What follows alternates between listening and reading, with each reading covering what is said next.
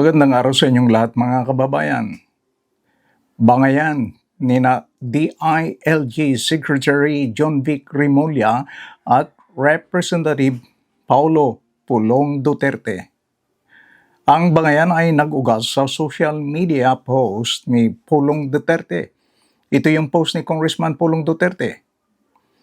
A highly reliable source informed me that ICC arrest warrants against Senator Bongo and two former police officers have already been issued.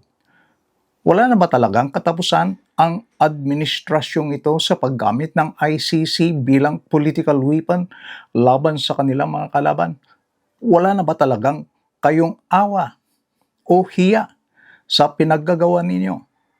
Huwag gamitin ang ahensya ng gobyerno sa pagsupil at pagpapatahimik sa mga kalaban sa politika para lang mapagtakpan ang mas malaking issue ng pagnanakaw sa kaban ng bayan. Mga kaibigan, hindi naman pinalampas ito ni Secretary John Vic Rimulya. Pinabulaanan niyang merong ICC warrant of arrest laban kay Senator Bongo. At matindi yung kanyang sagot. Sinabi, post ni Congressman Pulong na meron na raw ICC warrant for Senator Bongo. Wala pa ako nakita. Baka sabog siya nung narinig siya kasi wala pa kami nakikita ng ganun. So wala, hindi namin alam. Wala pa kami. But you're not preparing any task force? Yeah, we're always prepared. Pero yung mga ganong klaseng pronouncements, delikado yun, di ba? Hindi ko nga alam, kaya baka makasabog yung sinabi niya kasi siya lang nakakita nun. Sa kabin, sa amin, wala pa eh. Sabi niya, highly reliable source. Baka high lang. Di ba matindi ang buwelta ni Secretary John Vic? Akalain mong hipamukha niya kay Representative Pulong Duterte na sabog siya dahil siya lang ang nakakita sa sinasabing warrant of arrest. Sabog o high daw si Representative Pulong Duterte. Pero akala siguro ni Secretary John Vic na matatamimi itong si Representative Pulong Duterte sa sinabing sabog o high siya. Alam naman natin na palaban talaga itong si Congressman Pulong. Ito yung kanyang sagot kay Secretary John Vic Rimulya. Basahin natin. Ako pa talaga ang sinabihan mong high o sabog, Secretary John Vic Rimulya?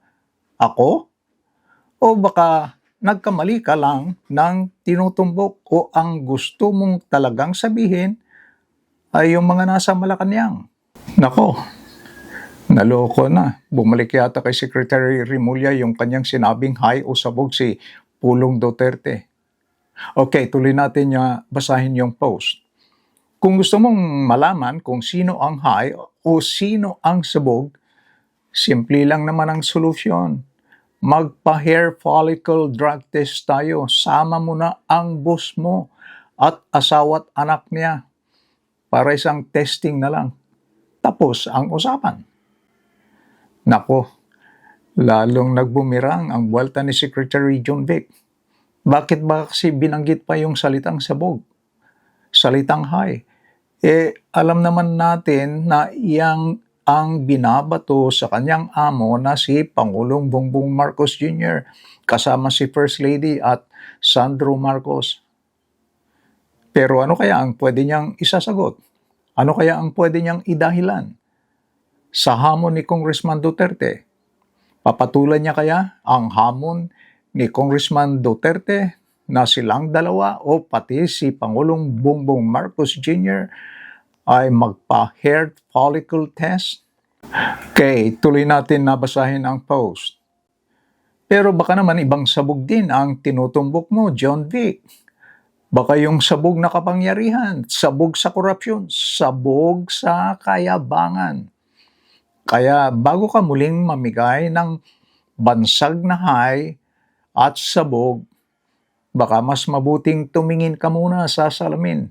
Baka nandun ang sagot sa mga tanong mo. Grabe ito napatutsada ni Congressman Pulong Duterte kay John Vic Rimulya. Sabog sa kapangyarihan, sabog sa korupsyon, sabog sa kayabangan. Ano naman kaya ang buwelta ni Secretary John Vic Rimulya kay Congressman Pulong Duterte? Abangan natin.